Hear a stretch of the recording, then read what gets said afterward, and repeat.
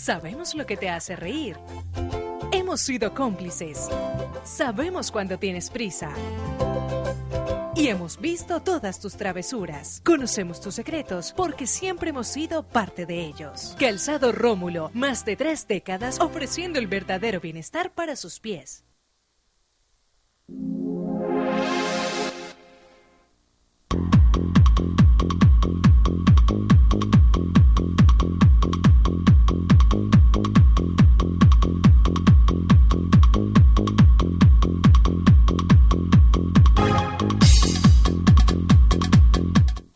Transportes especiales a cargo. Confianza en la vía, con sentido social.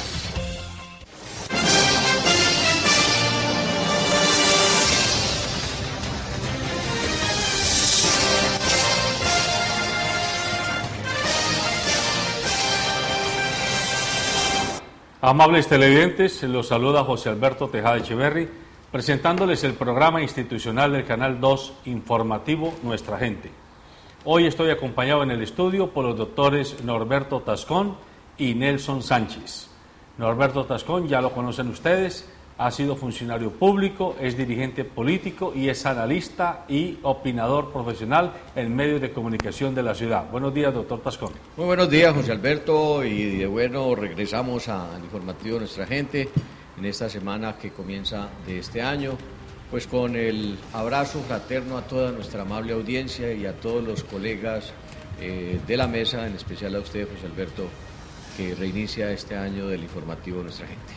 Nelson Sánchez, experto en temas de gestión pública, de administración pública, especialmente en temas relacionados con servicios públicos y vinculado a la academia, a la universidad, en la maestría de gestión pública de la Universidad Santiago de Cali, y con el Instituto de Prospectiva de la Universidad del Valle. Buenos días, Nelson.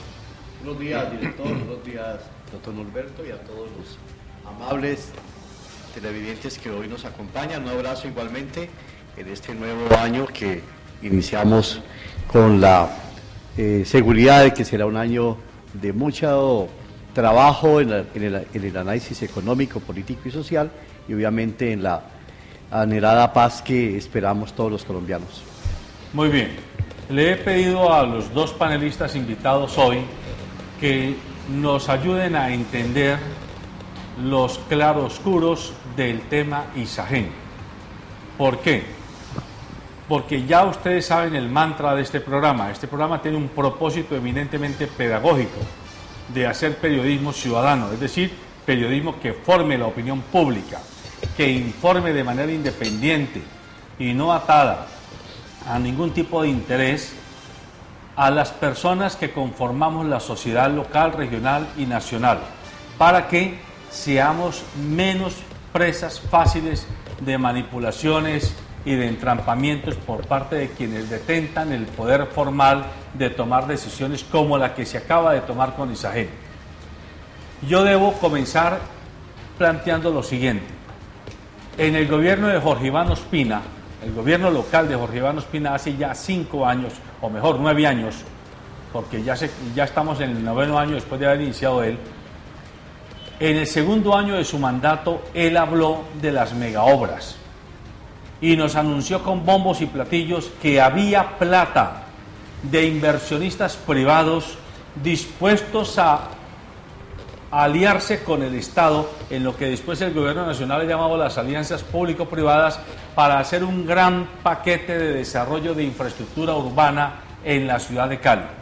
Hoy, después de 9 años de habernos anunciado con bombos y platillos que los inversionistas privados estaban listos para ponerle plata a la infraestructura de Cali, tenemos 13 de las 21 megaobras sin que arranquen.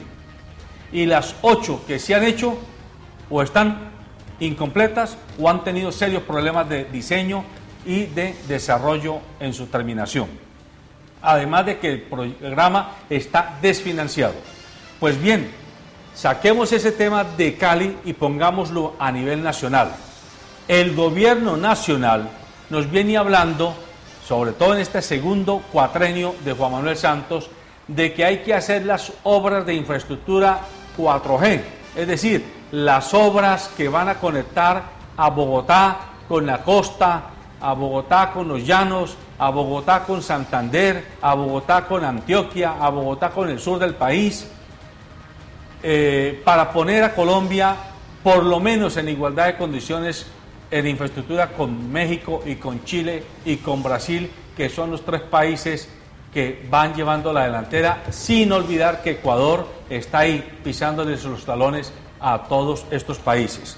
Pero lo importante es que nos ha dicho el gobierno, hay que hacer obras y las van a hacer los inversionistas privados, pero para que los inversionistas privados las hagan, vamos a vender Isagen, porque con la plática de Isagen les vamos a prestar a los inversionistas privados para que hagan las obras. Como quien dice, usted dice que va a hacer un negocio conmigo porque usted tiene plata y tiene músculo financiero, pero a la hora de las uvas a mí me toca vender el marranito para coger la plata y entregársela a usted para que haga la obra que yo le voy a pagar a usted.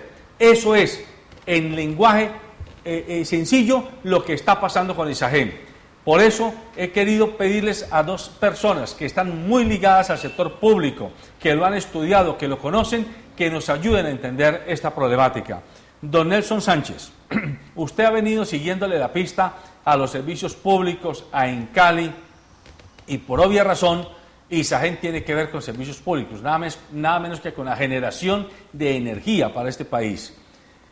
Explíquele a mi mamá, que es mi primera televidente, ¿sí? Y que tiene solo 3º de primaria, y que no entiende palabras técnicas, pero si es más jodida, me regaña todos los días porque no entendió algunas cosas que he hablado aquí. ¿Qué es lo que pasa con Isagen? ¿Por qué los colombianos nos tenemos que alertar con lo que está haciendo el gobierno de Santos? Bueno, ¿cómo llama su mamá? Clelia. Bueno, querida señora Clelia, y todas las Clelias que en este momento nos acompañan. Y los clerios. Y los clerios, pues vamos a presentar primero la explicación qué es o cómo está estructurado el sistema eléctrico colombiano, ¿cierto? Para poder entender por qué es tan importante Isagen, para poder nosotros tener la garantía que cuando disparamos o accionamos el interruptor, pues tengamos la energía que necesitamos. El sistema de energía, del suministro de energía eléctrica en el país y en general en el mundo está constituido por varios componentes, varias partes, entre ellos la generación, que de ese tema hemos hablado en este programa, los generadores, y tenemos básicamente 2 fuentes centrales de generación de energía, que era la generación hidráulica y la generación térmica, a través de plantas de generación. Las hidráulicas pues son todos los embalses que antes eran de propiedad de la nación, construidos por más de 50, 60, 70 años, para obtener la capacidad del flujo hidráulico para mover todas las turbinas y generar el volumen de energía que requiere el país. Estamos entonces dentro de esas generadoras, está Isagen, está Chivor, está Salvagina, etcétera, etcétera. Y viene la estructura de trasladar esa generación a toda la geografía nacional a través de las empresas interconectoras, o sea, las redes nacionales y regionales. Y luego vienen las redes locales y los distribuidores locales, y ahí tenemos entonces a Encali, a EPSA, a Electricaribe, por ejemplo, a EPM, que son los distribuidores finales de la energía que se genera. Dicho esto, entonces sabemos que la importancia del sistema eléctrico dependerá de manera determinante de las generadoras. Entonces, Isagen toma parte, era la presencia del Estado, era el componente público en todo el sistema de generación que era eminentemente privado. Con la venta de Isagen también se está involucrando todos los recursos necesarios para poder generar. Entonces estamos hablando de la planta, de las turbinas, de la infraestructura, de los caudales, de los volúmenes de agua necesarios, de los afluentes que se intervinieron para poder canalizar todo ese recurso hídrico y poder tener la potencialidad para mover las megaturbinas y poder generar cerca del 20-25%, que sería el aporte que estaría haciendo Isagen en todo el sistema de generación. ¿Por qué es tan importante para doña Clelia, para mi mamá, la señora Celedonia, para cualquier ciudadano? Porque quienes generan, colocan las condiciones de juego en el mercado eléctrico. Son los dueños del balón, son los dueños de la cancha. Y esos generadores son finalmente los que nos determinan a cómo nos va a salir el kilovatio hora. Y entonces, adicionalmente, introduzco otro elemento, desde el punto de vista pedagógico, que la gente se pregunta, y estábamos conversando ahorita, no tenemos agua. El tema es que en el país nuestra agua natural que teníamos quedó en manos de las presas, de los embalses, y son los generadores que determinan cuánto vierten a los lechos de los ríos, ¿cierto? En el caso del río Cauca, el río Sogamoso, etcétera, etcétera, para poder tener agua para potabilizar y nosotros tener el agua potable en nuestro grifo. Doctor Tascón, con esta introducción que hace Nelson, donde explica la importancia estratégica que como infraestructura tiene las generadoras como Isagen, ahora le pido a usted que de nuevo, con el mismo criterio pedagógico, le sigamos explicando a nuestros televidentes e internautas por qué el Estado colombiano, en cabeza del gobierno representado por Juan Manuel Santos y Mauricio Cárdenas, no debió vender Isagen y buscar otra alternativa, o sí debió vender Isagen y olvidarse de otras alternativas. Pues el argumento con el que usted comenzó el programa es precisamente la respuesta a su pregunta. El gobierno nacional dice que él va a conservar la capacidad de manejo y de intervención de suponerse suban los precios por la acción monopólica del sistema eléctrico, por cuenta de Brownfield, que fue la empresa que compró finalmente Isagen. Pero me acordaba yo de los dichos de los viejos, José Alberto, y usted que es de un pueblo también lo debe saber. Los viejos decían, esos son pelos de la misma perra. Cuando hay que vender esto para hacer esto. Exactamente, estamos vendiendo un bien productivo que perfectamente apalancaría cualquier crédito, si es que se quieren tener créditos, que los ha ofrecido el Banco Internacional, el BID. Y el Banco de la República. El banco, es más, hay cantidades de capitales en el mundo que estarían interesados en invertir en Colombia. Y se habían podido hacer esas vías de cuarta generación que llaman ellos, que pareciese más bien es una obsesión del vicepresidente Vargas Lleras por hacer este tipo de obras que, si bien es cierto, son muy importantes, ¿por qué tenerlas que hacer como a la carrera? Más cuando nos han vendido la idea de que se necesitan muchas vías de cuarta generación y nos han hablado de más o menos 10, 15 proyectos que pueden estar alrededor de 50 billones de pesos. Pues la plata que deja la venta de este bien no alcanza con los descuentos y todo lo demás a sumar los 5.5 billones de pesos. Es decir, que finalmente lo que el gobierno nos metió con el supuesto de hacer vías de cuarta generación es sencillamente la idea de crear una empresa financiera, es decir, una especie de banco dentro del Estado, porque recuerde usted que ellos crearon la Financiera Nacional, no recuerdo el nombre exacto, de Desarrollo, precisamente para hacer lo que usted comenzó diciendo. Nos ingresa este dinero, obtenemos créditos con la banca internacional y le prestamos a bajo costo o casi 0 pesos a los constructores. Que no son pobres. Que no son ningunos monjas de la caridad, por eso le digo que son pelos de la misma perra. Y que están encabezados por don Luis Carlos Sarmiento Angulo. Por ejemplo, el pobrecito don Luis Carlos Sarmiento Angulo, que les dio ya por dejar ese tema de la producción de dinero en sus bancos, de producir azúcar en sus ingenios, para irse a hacer mucho dinero en la construcción. Hoy son los magnates de la construcción en Colombia, hasta el punto que la gran pregunta que a uno le va quedando es, se metieron en el gobierno, financiaron las campañas de estos personajes, no sé si la de Lleras ya la tengan presupuestada a financiar para continuarse en el gobierno y perpetuarse en el gobierno, so pena de que les entreguen a ellos la capacidad de contratación pública que van a tener. Entonces, ¿qué nos lleva a pensar? Se vendió la principal fuente de ingresos que tenía el país, la única posibilidad de regular el mercado de la energía, porque es que ellos tienen cualquier cantidad de posibilidades de hacerlo. Y con lo que usted estaba planteando hace un rato también, me estaba acordando precisamente, José Alberto, yo tuve la oportunidad de estar en Cartagena en la Cumbre de las Américas, y allí todos los presidentes, precisamente desde la América Alta del Norte hasta la América Baja del Sur, aprobaron que debe construirse un sistema de energía, de transmisión, que abarque precisamente todos los países de Latinoamérica.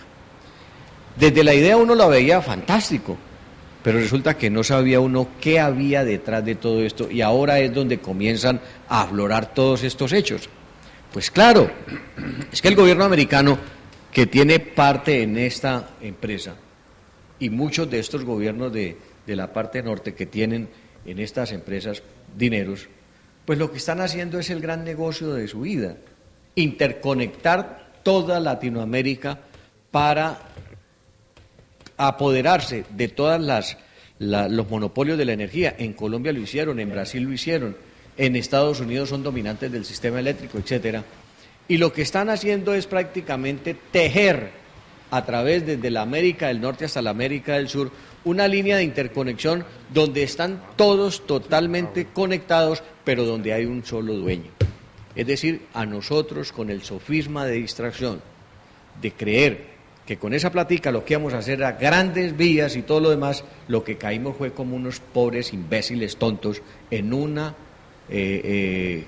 oportunidad que nos crearon como muy buena, pero sencillamente nos quitaron uno de los bienes más codiciados que tenía el país, como era la generación eléctrica y el manejo de los precios. Además, nos quitaron por lo que está peleando hoy el mundo, José Alberto. Correcto, ese punto. El agua, los recursos naturales, porque lo que teníamos, los embalses, es que cuando estamos hablando que en Colombia en esos embalses, Nelson, tenemos más de 5.000 millones de metros cúbicos embalsados.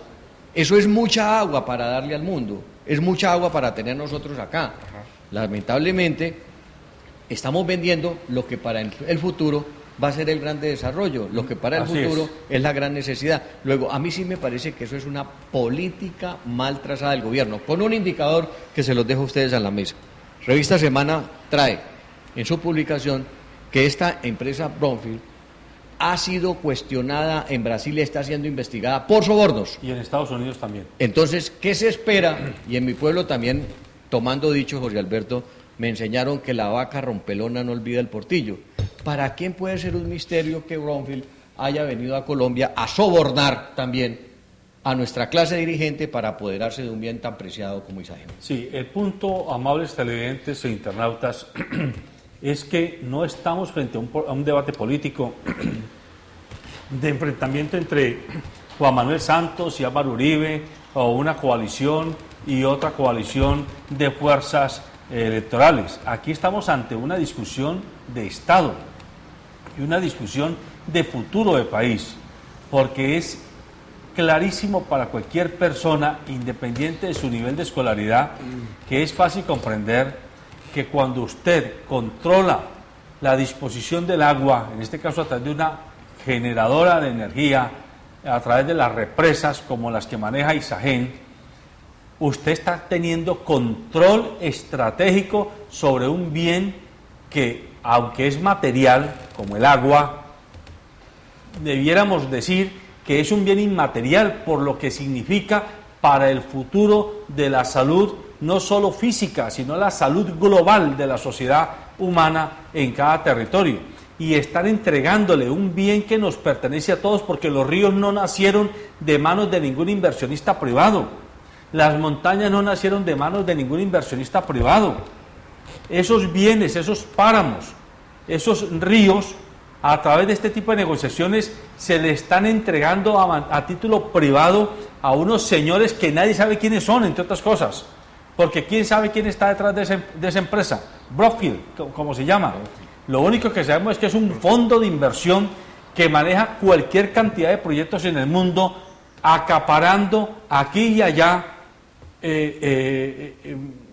aguas, reservas de agua, generadoras de energía eléctrica para hacer pingües negocios, es decir, para que le haya en su cartera mucha utilidad, a costa seguramente del hambre y de la necesidad de agua de muchos pobladores en muchos países.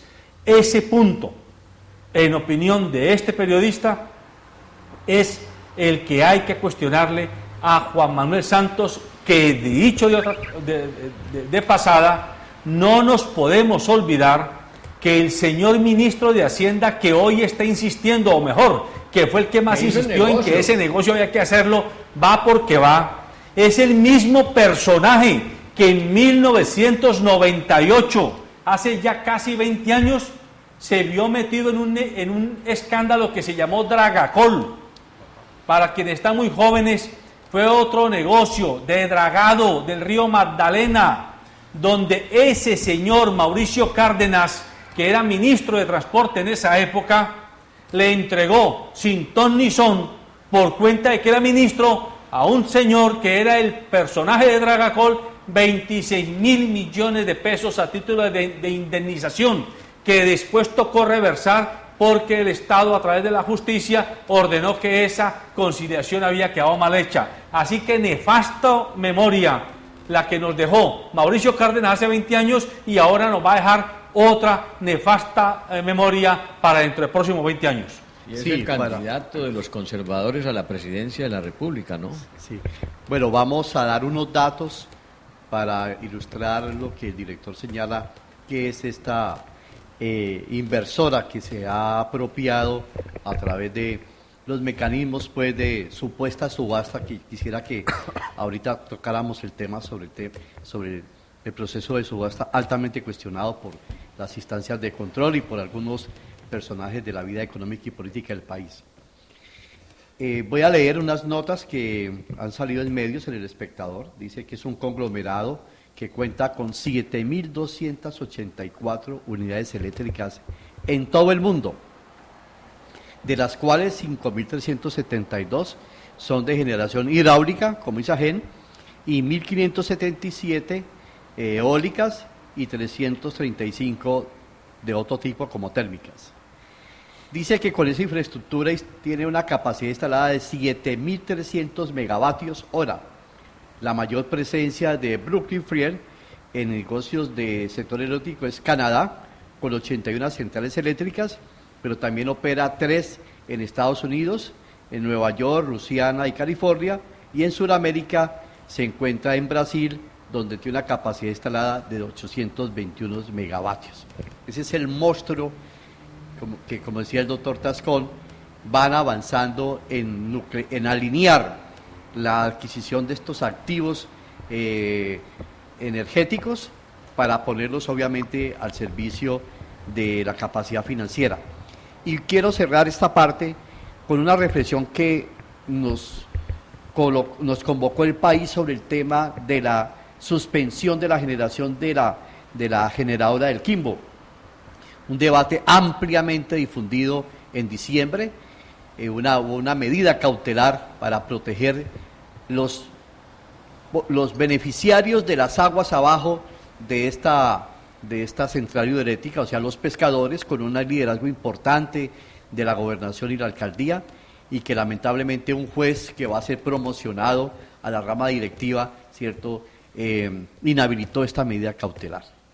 Entonces los pobladores de las riberas de estos ríos están dependiendo de que la administración operativa del Quimbo mande aguas abajo, y con un problema que la biomasa concentrada, porque es que una cosa es la calidad del agua circulando y otra cosa es la calidad del agua acumulada, como los reservorios que han hecho en Cali, que pues cambian sus condiciones naturales y la capacidad de oxígeno se afecta, obviamente afectará la producción pesquera, que es un elemento determinante en la economía de esos pobladores y del propio departamento donde funciona el Quimbo. Nos pasa igual a nosotros. Decía el doctor Tascón y el director, ¿dónde está el agua de nosotros, del suroccidente? Está represada en Salvajina. Por eso se dice ahorita que hay que hacer un proyecto de ir a traer el agua a Salvajina. Entonces hay un tema importante que queremos pedagógicamente señalar, es quién regula estos intereses, entre el interés de tener acumulada miles y miles de litros de metros cúbicos para generar o los cauces de los ríos completamente secos para facilitar un negocio privado como es la generación eléctrica. Doctor Tascón, está clarísimo que le hemos entregado la joya de la corona, o mejor, las dos joyas de la corona en el tema energético a particulares. Primero fue Ecopetrol. Ecopetrol ya el 20% es de particulares, ¿verdad? Sí. Sí, y eso lo comenzó Álvaro Uribe Vélez, con el argumento de que también se requería plata y que no sé qué, pues era la manera de que los privados se fueran metiendo. Telecom, que era nuestra gran intercomunicadora telefónica, quedó en manos de Movistar, una multinacional española, también con el argumento de que era que se necesitaba plata para, etcétera. Y así como Bancafé, que era el banco de los cafeteros durante muchos años, quedó en manos del sector privado. Banco Central Hipotecario. El Banco Central Hipotecario, muchas entidades estatales, con el argumento de que el sector público no es buen empresario, de que el sector público, que el Estado no debe dedicarse a ser empresario, sino dedicarse a ser regulador. Pero lo que no nos dicen los que defienden ese discurso neoliberal es que la regulación no la hacen los funcionarios públicos, sino que los funcionarios públicos son mandaderos de quienes necesitan determinado tipo de regulación y que vienen del sector privado. A mí me parece importante que la gente sepa y entienda y comprenda que este no es un debate meramente de que porque no quieren a Santos, que porque no quieren a Uribe, que porque no quieren a A, porque no quieren a B. Es entender que en la medida en que usted y yo nos quedamos quietos viendo pasar por encima de nuestras narices este tipo de negocios, estamos cavando la sepultura. Dentro de muy pocos años nos va a tocar pedir permiso para abrir el grifo de las llaves de nuestros apartamentos, doctor Tascón, y ya no le vamos a tener que pedir permiso al secretario de Infraestructura de la ciudad o a la empresa de servicios públicos de la ciudad, sino a la empresa privada que maneja el agua o la energía de la ciudad. Y agréguele a eso la privatización de los peajes, la privatización de las vías, la privatización de todos los servicios, como la recolección y disposición de residuos sólidos. Es decir, el Estado colombiano terminó creyendo, como viene la horda de otras naciones, que lo público no es bueno y que lo público no es bien manejado y que lo público tiene que pasar a manos de esos privados que finalmente lo único que han hecho es esquilmar a ese propio Estado, con un antecedente peor. Si usted mira la trayectoria de los ministros de Hacienda, y este no va a ser la excepción,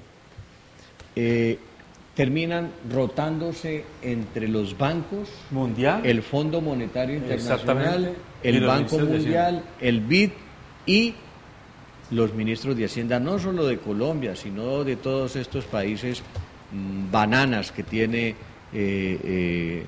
Latinoamérica. Entonces, no nos pueden seguir diciendo mentiras, por Dios. Yo creo que los colombianos ya perdimos la vergüenza, no defendemos lo nuestro.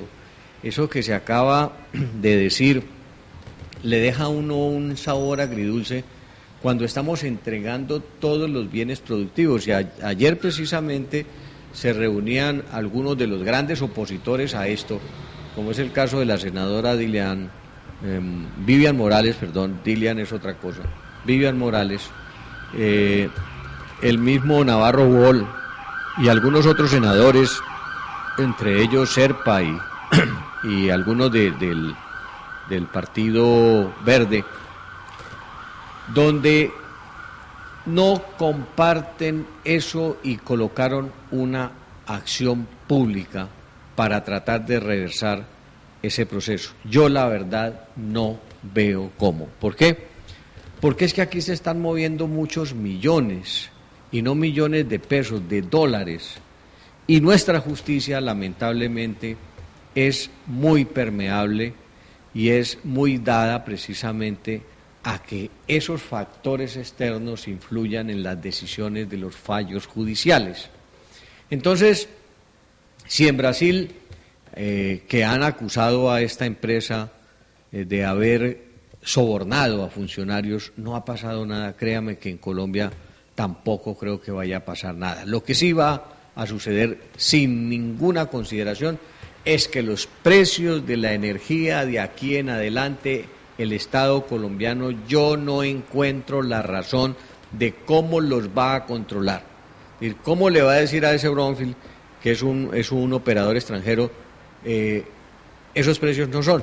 Pues sencillamente, como en cualquier operación de libre mercado, Nelson, el Brownfield va a decir, pues como Colombia no me quiere comprar a estos precios la energía, pues yo la mando para afuera y nos la lleva en esa red de que les hablaba, claro. Se construyó en las Américas, donde interconectaron a toda la América con las generadoras de energía a través de estos grandes potentados, porque es que estos tipos se dan el lujo de producir como 7.000 kilovatios o megavatios de energía. Pero entonces ahí tenemos, José Alberto, para concluirle, que la regulación de nuestra energía no va a quedar en manos del gobierno como nos lo han dicho. 2, los recursos naturales van a ser manejados por ellos y les importará un rábano si se acaban los bosques o todas estas cosas. Al fin y al cabo, ellos no viven en este país. Y 3, habremos perdido los bienes productivos del Estado en una horda privatizadora. Y lo que usted comenzó diciendo, lamentablemente estamos vendiendo la gallina de los huevos de oro para que ese oro lo usufructen los de afuera. Entonces la pregunta que hay que hacerse ahora es, ¿qué hay que hacer? ¿O qué se puede hacer?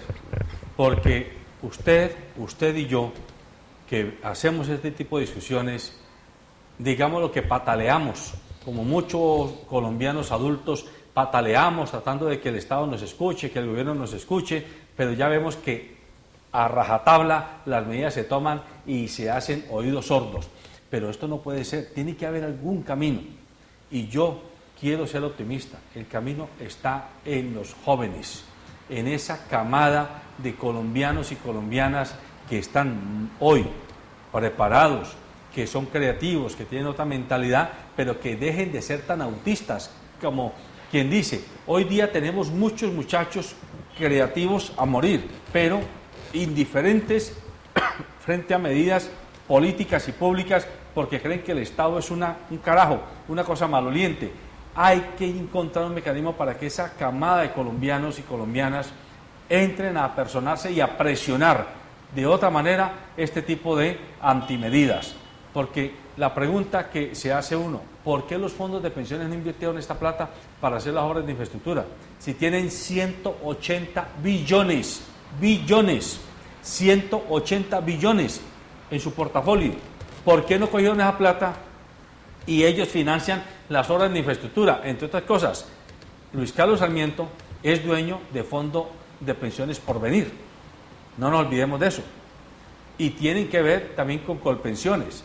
¿Por qué la plata que manejan allí no la invierten a riesgo en este tipo de infraestructura y sí nos quitan un activo nacional que nos pertenece por seguridad estratégica a todos para que la plática se las presten a ellos mismos, que son los que después se van a quedar con la rentabilidad? ¿Qué podemos hacer, Nelson? Bueno, pues yo pienso que la tarea que tenemos todos es elevar el nivel de conciencia sobre la problemática, porque pienso que nadie puede reaccionar si no tiene conciencia del efecto, del daño, del riesgo, de lo que puede implicar para el manejo de la soberanía. Yo pienso que hay que partir de allí, es decir, lo que plantea el doctor Tascón y el director. Aquí tenemos un tema de soberanía, nuestros páramos, nuestras fábricas productoras de agua, que es la razón de vida, ya no la controla el Estado colombiano, ya no la controlan las corporaciones regionales. El agua se ha convertido para estos inversionistas en la materia prima para mover las turbinas, no para alimentarnos, no para producción de peces, no para irrigar los otros cultivos. Eso es un tema de conciencia. Si esto no moviliza a la gente, si esto no moviliza a la juventud, estamos en serias dificultades. Porque hay que articular este mismo tema con el tema de los debates que tuvimos con la Colosa, que también son inversionistas, explotadores de áreas de páramo, que el presidente Uribe dejó más de 1000 mandatos de explotación de zonas de páramos para las multinacionales explotadoras de metales preciosos como las canadienses. Hablábamos del Quimbo, y así sucesivamente podemos colocar más de 40, 50 fenómenos en donde la apropiación de nuestra soberanía, hablo del aire, hablo del espacio radioeléctrico, hablo de los páramos, hablo del agua, no nos pertenecen por estas decisiones de negocios estructurados. Y es interesante examinar las opiniones del procurador, que cuestiona el decreto 2316 que definió el precio de la acción, y definió un precio fijo de la acción en el 2013, y fue distinto al precio con el cual supuestamente fueron a la puja para quedarse con este activo energético tan determinante. Está dirigido. Los Cárdenas Gutiérrez, ¿cierto?, como bien lo señalaba José Alberto, son históricos en las negociaciones de entrega de recursos estratégicos de la nación. Y de los cafeteros. Y de los cafeteros. Entonces, primero, mi aporte, director, es madrugar a lo que estamos nosotros haciendo. Pedagogía.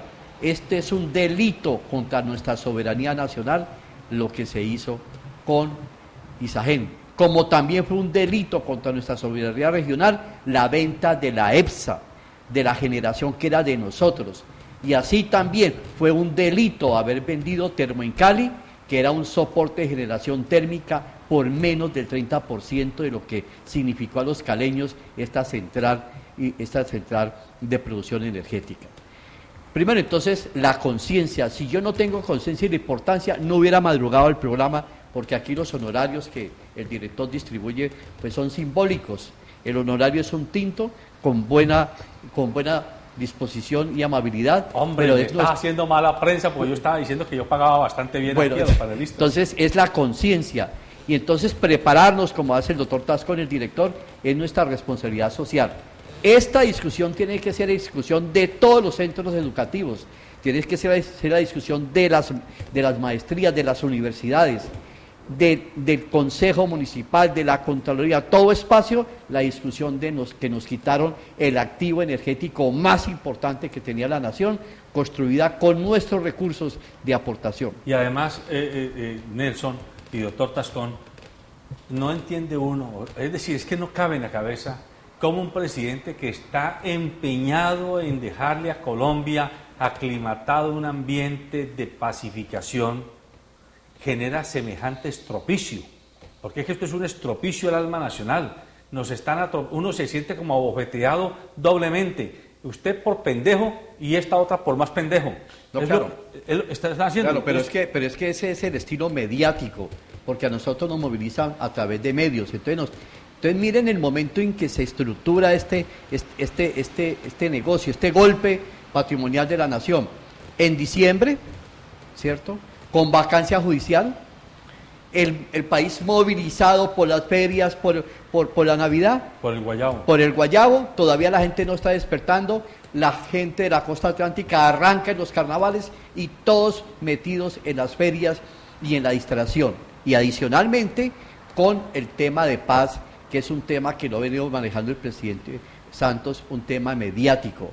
Estos temas no son objeto de la mesa de negociación de La Habana, como tampoco es objeto de la mesa de negociación de La Habana la estructuración de la política económica del país, de la degradación de nuestro peso, por Dios, ya el dólar en 3.200 pesos, es cada vez pobreza, y las reglas de regulación de la economía aparecen completamente disipadas a favor del interés transnacional.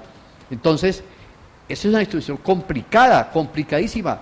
Si sumamos este tema de los costos de la energía más la depreciación de nuestro peso, encontramos que la avalancha de miseria contra el país es altamente alarmante.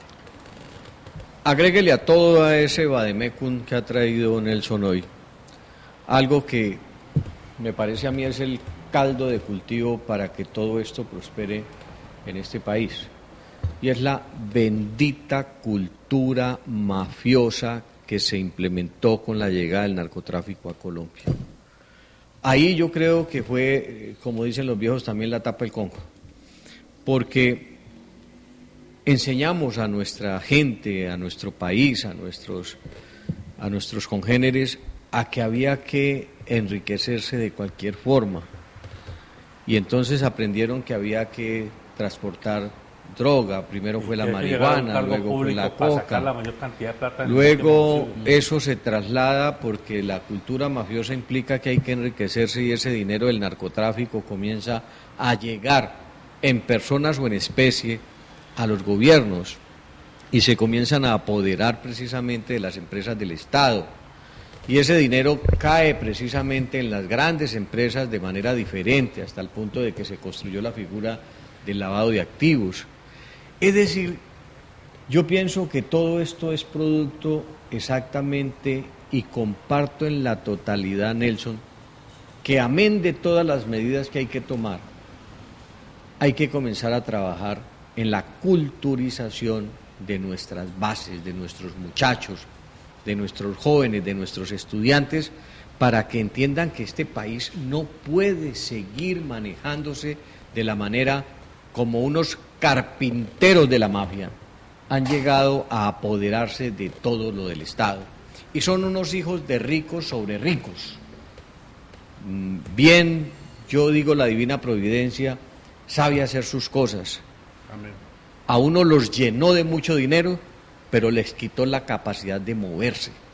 A otros nos dejó sin dinero, pero nos dejó la libertad de movernos. Y yo creo que eso es más importante, y el señor Angulo no va a ser capaz de recuperar su movilidad con todas las millonadas que tiene Sarmiento Angulo, con todas las millonadas que tienen. Está postrado en silla de ruedas. Está postrado en una silla de ruedas. Pero esa es la divina providencia. Entonces, yo traigo todos estos comentarios es para hacernos entender cómo se va reproduciendo una situación que hay que pararla. Pero también en estos días, hablando con unos líderes políticos, y lo dejo simplemente como un comentario al margen, decíamos, hace falta en Colombia, hace falta en Cali, hace falta en el Valle la construcción, o por lo menos que aparezcan esos líderes naturales, los Jorge Eliezer Gaitán, que aparezcan los Galán, que aparezcan esas personas que fueron y que han tenido como la capacidad de ir surgiendo con una vocación completamente distinta de lo que es esta gente que está llegando a los gobiernos, que son más unos primates en política, porque aparecen heredando todo ese capital que construyeron, a veces con la muerte de alguien, otros que lo han heredado simplemente porque los periódicos generaron unos medios de opinión y generaron una grandeza sobre esas personas. Entonces se pone en juego todo un proceso político de paz en Colombia, simplemente por hacerle el juego a una multinacional, que me pregunto, ¿qué puja hay con uno solo? Por Dios, ¿cuánto fue de más lo que pagó esa empresa con respecto al precio base? Entonces, aquí hay lo que uno le da rabia y lo enerva, José Alberto, a tan tempranas horas de la mañana, es que los colombianos nos hemos quedado aletargados. Y yo decía, mientras no construyamos un líder popular, alguien que le duela las entrañas de su pueblo, esto va a seguir así. Bueno, pero también aquí yo hago la pregunta, y se la hago a Pablo Catatumbo, a Iván Márquez, a Granda, a todos los señores de las FARC. ¿Y ustedes qué? ¿Dónde estaban? ¿Cómo así que este tema, que es un orangután de marca mayor, nos lo ponen en el centro de la mesa y nadie lo ve? Ustedes están haciendo una negociación. Es cierto que el gobierno ha dicho, no está en discusión el modelo económico, no está en discusión medidas de política económica, etcétera. Pero es que esto no es ni siquiera una medida de política económica, esto es un robo, esto es una afrenta descarada a la soberanía nacional. y ustedes están discutiendo soberanía, o lo que están discutiendo es un negocio de qué me dan para yo entregar las armas y cómo me voy a acomodar en el nuevo estado de cosas. Que nos vayan siendo claritos los señores de las FARC también, porque yo sí esperaba que de parte de esos señores, que son tan altisonantes para contestar a ciertas preguntas de los periodistas, hayan asumido una posición beligerante, contundente, frente a lo que significa como desastre para la seguridad estratégica del país este negociado que se acaba de hacer en Colombia. Bien, pero en la ruta del qué hacer, quiero hacer un comentario breve en términos de que el proceso de enajenación, como técnicamente se dice, de los bienes públicos, de los activos productivos determinantes, es un tema que tiene que ver con el modelo económico, que no es objeto de discusión en la mesa de negociación de La Habana.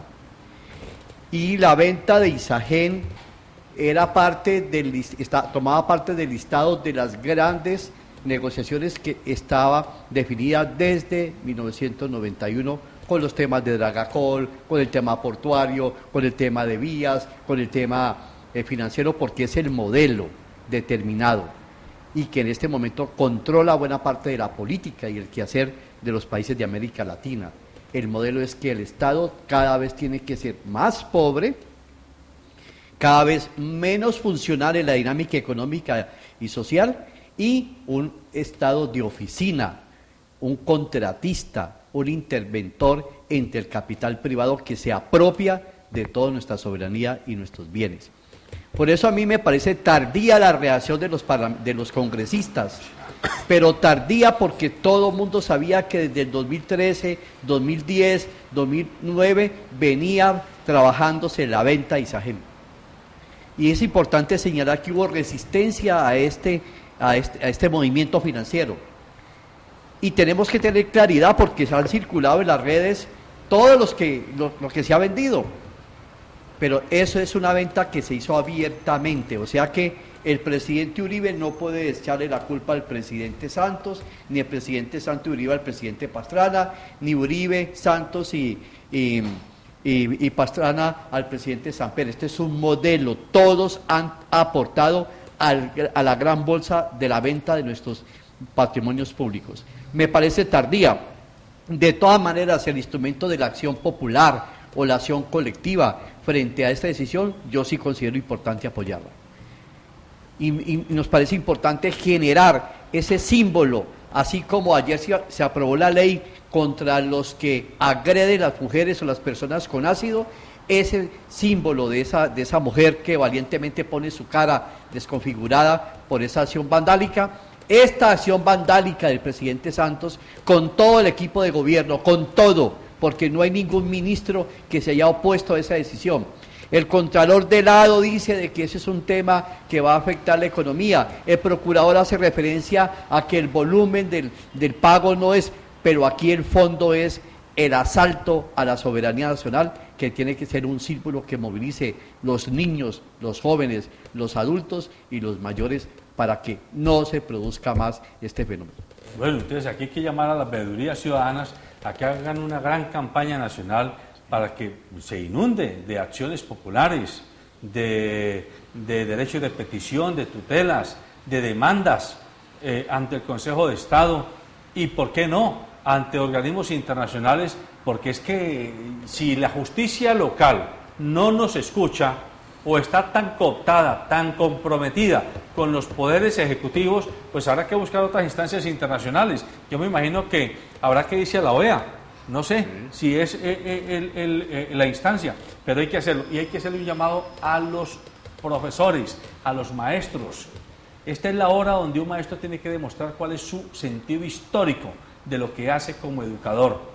Hay que coger a los niños y a los jóvenes, hay que enseñarles no el currículo que nos entregaron, ese currículo perverso, donde el muchacho no conoce nada de historia del país, no conoce nada de geografía, no conoce nada de sociología, no conoce nada de civismo, y enseñarle lo básico de lo que puede ocurrir en su país cuando él vaya a ser un adulto y que le va a tocar ejercer sus responsabilidades ciudadanas. Hay que formar a los niños y a los jóvenes en este tipo de problemáticas. Pues creo que esa es una de las hipótesis con las que tenemos que terminar para que otros programas lo retomen. Venimos diciendo, mientras no busquemos en esos nuevos seres humanos que se están formando en Colombia una tesis completamente distinta a lo que es hoy, pues el país no saldrá de este letargo. Por el bienestar de nuestras futuras generaciones, los que vivimos esta situación tan incómoda, pues tendremos que decirle a nuestros hijos que será el escenario natural para comenzar. ¿Por qué es necesario que ellos repiensen el país? Porque es que poco a poco les estamos entregando ya no un mundo sin agua, un mundo sin medio ambiente, un mundo sin cómo vivir mejor, sino que sencillamente nos estamos volviendo víctimas de nuestros propios inventos. Y allí es donde también hay que decirle a nuestros muchachos, a nuestros hijos, nietos y demás, hombre, la oportunidad está en ustedes, pero construyan unos líderes naturales que realmente piensen en que primero está el ser humano antes que los negocios, antes que llenarse los bolsillos. Yo todavía no conozco en mi vida que llevo que hayan enterrado, a excepción de los indios, y sin embargo se los quitaron después, a ninguno de estos magnates ricos con toda su plata. Así es. Bueno, amables televidentes, el tiempo se nos ha acabado. Este es un llamado a la reflexión, esto es un llamado a que usted como padre de familia, como ciudadano adulto o ciudadana adulta, entienda que, como dice el discurso que muchas veces leemos en frases muy llenas de coloridos, lo que nosotros hacemos hoy, lo que estamos gozando del planeta Tierra, del hábitat Tierra, es prestado, nos lo han prestado las generaciones por venir, así que no tenemos derecho a ser abusivos con las generaciones por venir. Y las generaciones por venir no solamente son las que todavía están en el éter del universo esperando a que una mujer embarazada haga el parto de ese nuevo ser humano, sino esos bebés, esos niños y esos adolescentes que todavía tienen alma de niños. Así nos estén deformando tantas situaciones grotescas de nuestra sociedad.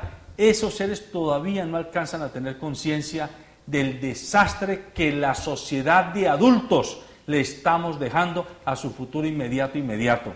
Porque es que el grave problema, cuando en 20 o 30 años el mundo esté suplicando por agua, posiblemente muchos de nosotros ya estaremos muertos, ya nos habremos ido de este planeta Tierra, pero muchos de nuestros hijos y de nuestros nietos estarán aquí, y serán ellos los que van a vivir el viacrucis y la crisis de lo que nosotros con nuestras acciones y con nuestras omisiones hoy estamos cultivando para que ellos cosechen como una cosecha desgraciada, como una cosecha infausta, una cosecha desastrosa. Es obligación ética recuperar la filosofía del autocuidado y la filosofía del cuidado. Hoy más que nunca tenemos que dejar de hablar de la filosofía de la competencia, del exitoso, del magnate, del buena pinta, de la mujer bella, del que tiene la marca puesta en su ropa, del que tiene el billete, porque eso no se come, con eso no se vive, aunque creamos que se vive. Es necesario recuperar la ética del cuidado y la ética del autocuidado con nosotros mismos, no solamente a nivel físico, sino a nivel emocional y espiritual, sino el cuidado por nuestros congéneres, los familiares, los conocidos y los extraños. Y uno cuida a los extraños, como dice Bernardo Toro, cuidando el patrimonio público, porque el patrimonio público es suyo y mío, aunque usted y yo no nos conozcamos. Buenos días.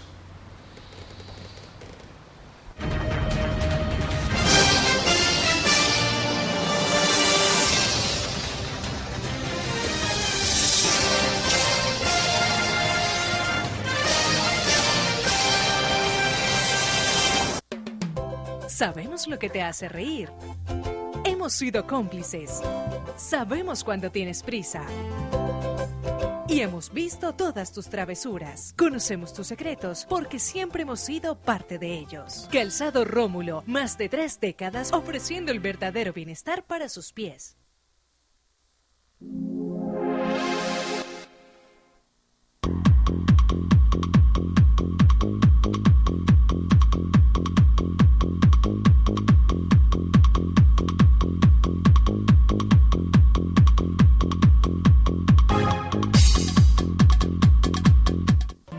Transportes especiales ACAR. Confianza en la vía con sentido social. Daylight come and me don't want go home.